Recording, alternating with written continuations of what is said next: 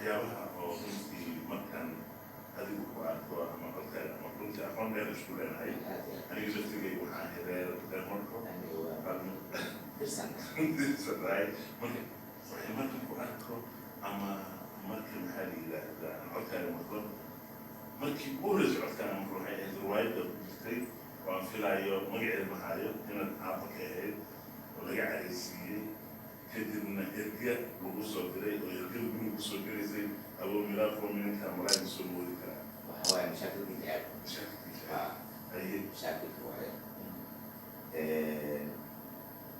fiiri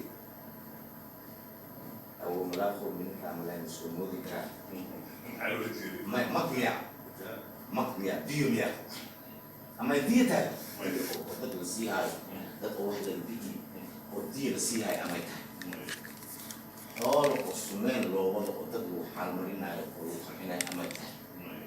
aboo milaafo minanka malaayga soo moodi karaa shirib laakiin waxaa lagu xaliyey intaas problemo jira waada problemka ku bilaabo ilaa eeskaasi kahor problema aa lagu xaliyey